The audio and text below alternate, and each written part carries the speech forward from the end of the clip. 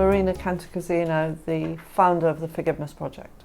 It's a charity that is based in the United Kingdom, and it uses stories, what I call restorative stories, which are stories of transformation from victims and former perpetrators, in order to explore concepts of forgiveness and reconciliation and help people move on in their own lives. It was around the time of the invasion of Iraq.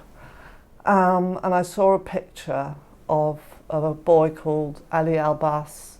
It was just after the Americans had gone in and bombed Baghdad. And this boy had lost both his arms and his entire family. And his eyes just stared out from the headlines of all the newspapers that day. And it was a terrifying, heartbreaking image. And I just thought, I need to find stories which can somehow help to prevent this kind of thing happening. And I was a journalist, with a small voice. I was very lucky to meet Anita Roddick, an inspirational woman, founder of The Body Shop and social activist, sadly since died. And she was so moved by the raw material that I showed her. She said, you have to do something more. This is more than a newspaper article. That's what I always thought, or a magazine article. She said, put it on as an exhibition. It was a very bleak time, and these were narratives of hope. And the interest was phenomenal. And the subject just never let me alone after that. And on the back of that, started the project, the Forgiveness Project. Suddenly, I was compelled into this position of running a charity. I'd never managed people. I never sat in an office. So it was a steep learning curve for me, but I did it for 10 years. And, building it up slowly, learning a lot, bringing great people on board, many amazing women, but some amazing men as well. The reason I'm still doing it was from day one. People were emailing me out of the blue, saying, thank you so much, I read that story. Now I understand why I feel the way I do. And it's really helped me deal with the grievance, the grudges, the resentments in my own life. Because I think it's helped, I know that it's helped people change and transform their lives and deal with pain and suffering and move on. And I never intended to do that, but the stories do it. I mean, it's not me, it's me. I'm a facilitator. I share people's stories. My younger brother had a terminal illness all his life. He's young, he died at 17. So that's how I got into journalism.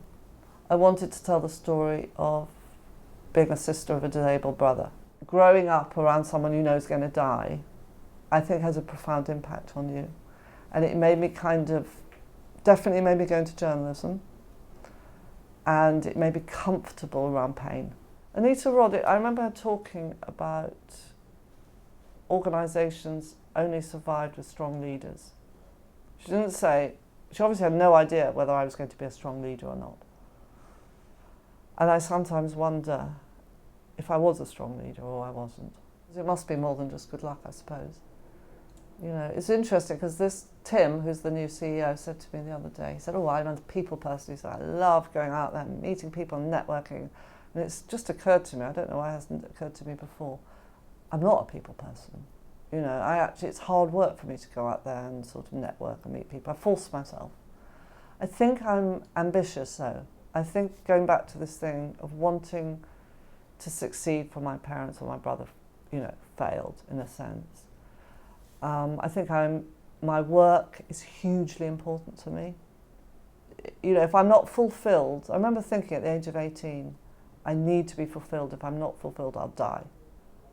So that's driven me, I think, and I made the choices accordingly.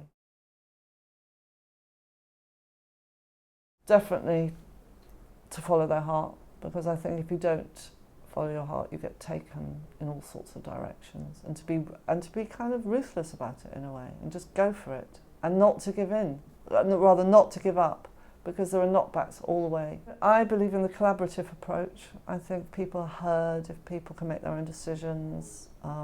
That's really important. I think I would now say, with confidence, that I was a strong leader, but only because I had excellent people around me.